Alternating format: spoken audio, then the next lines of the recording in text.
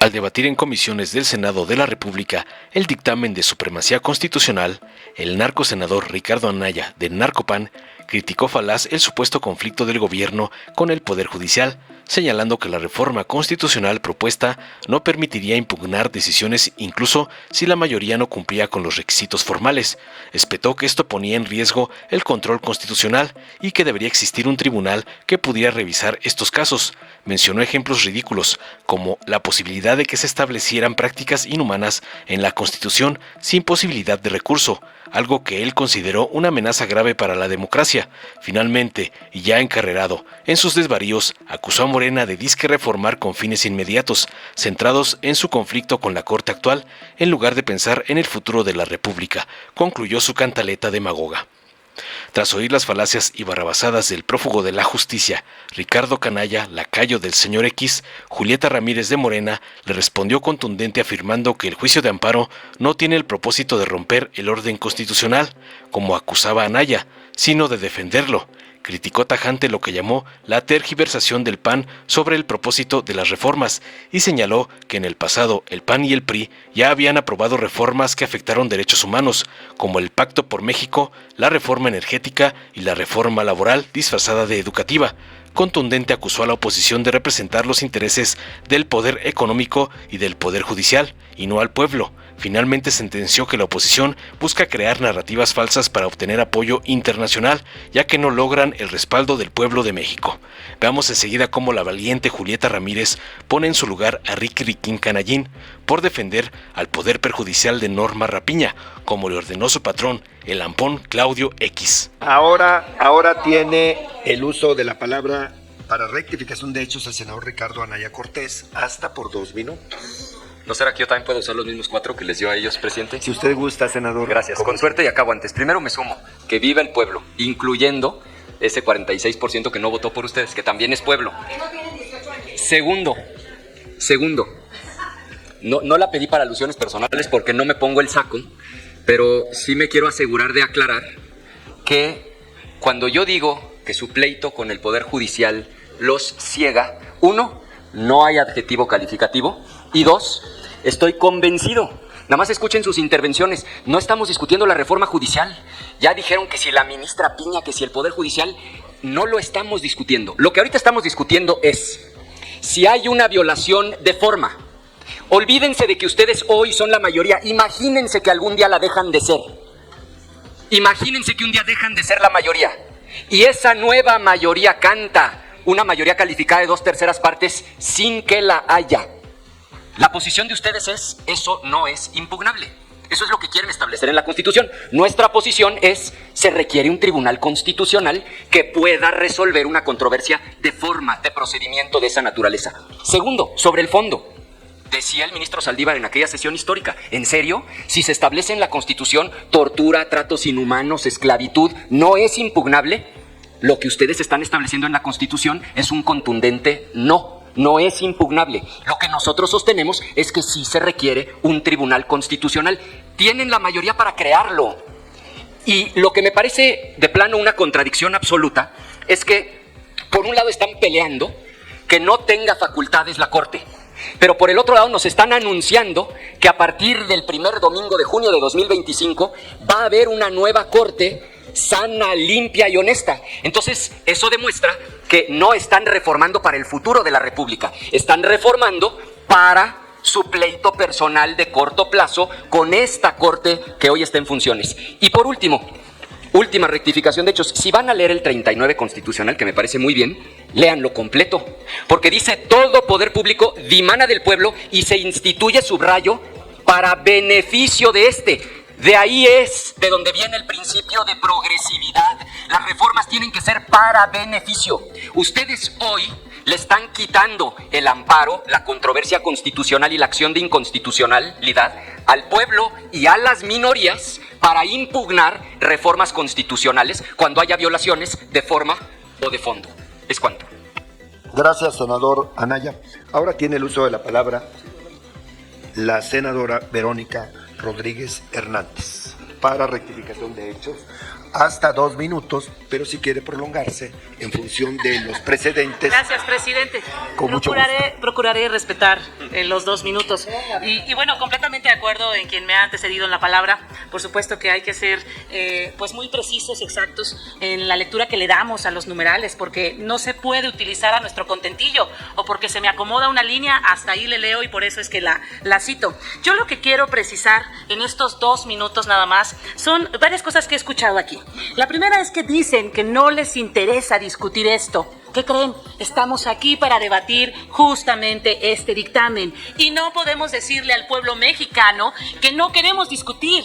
Pero luego dicen también aquí, y lo acaban de decir, ahí están los videos claramente, que pues ante adjetivos y algunas expresiones burlescas tampoco les interesa entrar al fondo de este dictamen, que lo que exige es que pongamos especial atención por la violación de derechos que se pretende encauzar e impulsar. Pero me quiero enfocar en algo muy importante para que no haya confusión para quienes nos están escuchando. Y lo digo con mucho respeto, no soy experta y comprendo que no todos aquí somos abogados, pero si quieren decir que cuando la ministra Piña se refiere a petición de parte, que con ello hay un trato o hay algo en lo oscurito, permítanme precisar.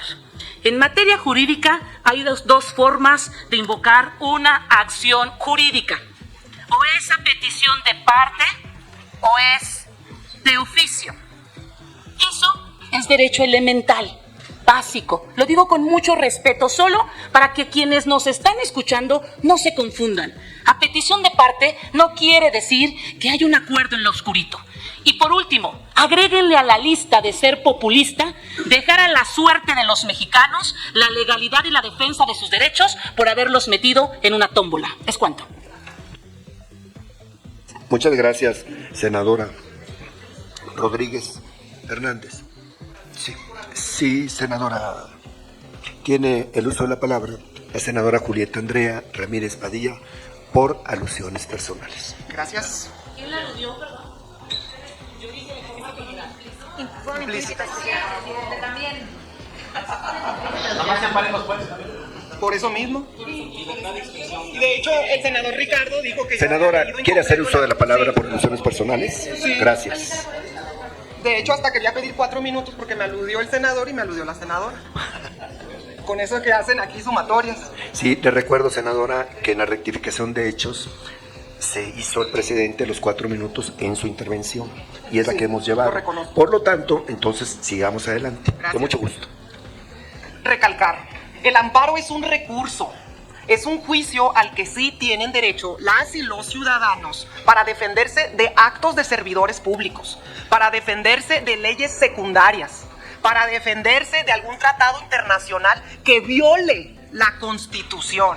Y estos mecanismos para defender son mecanismos para defender el orden constitucional, no para romperlo, como está haciendo la Corte, no para echar atrás el pacto soberano que se consagra en la Constitución. Están tergiversando el propósito del juicio de amparo. Y sí, si quieren que lea el artículo 39 completo, lo leo completito sin problema alguno, porque es ahí donde se consagra la soberanía del pueblo. Y de paso les pido que lean el artículo 61, fracción primera de la ley de amparo, porque de lo contrario no estuviéramos aquí. Y también les doy respuesta a su fraudulentísimo argumento sobre la esclavitud. Si un día llegan 2/3 partes de senadores y de diputados y quieren poner en la Constitución la esclavitud, ¿van a ser ustedes? ¿El PRIAN?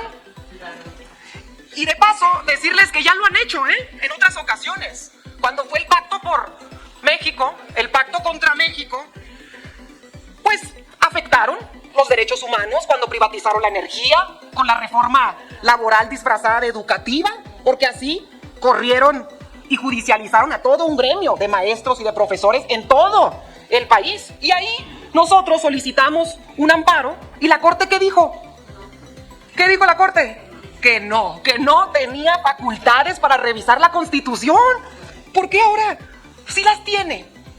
Porque además eso fue después de la reforma del 2011, que tanto alegan. Fue después de esa reforma, y después de la reforma del 2011, la Corte dijo que no a revisar un amparo de reformas a la Constitución. Entonces ahora le pedimos también a la oposición que deje de ser los voceros del Poder Judicial. Y que, como aquí preguntaron, aquí dijeron, una senadora dijo que ellos están aquí de la oposición. Dijeron que ellos están aquí para representar a quién sabe quién. Pues yo les digo, seguramente sí representan a alguien. A Norma Piña, a sus familiares, a sus jefes, a sus dueños, al poder económico. Eso es lo que están representando aquí el día de hoy la oposición. Al viejo régimen de intereses y de privilegios que sigue imperando en el Poder Judicial. Y que además tergiversa la ley a su conveniencia y a sus intereses. Y por lo tanto estiran los argumentos, inventan narrativas para tergiversar la realidad y también, hay que decirlo, para ir integrando una carpeta de hechos jurídicos paralelos, ficticios e inexistentes, porque sabemos que su propósito final es ir a buscar algún respaldo internacional que no encuentran con el pueblo de México. Es cuanto, presidente. Gracias, Moción de senadora. Presidente, moción de orden. Dale en me gusta, suscríbete, activa la campanita y compártelo para que más gente lo vea.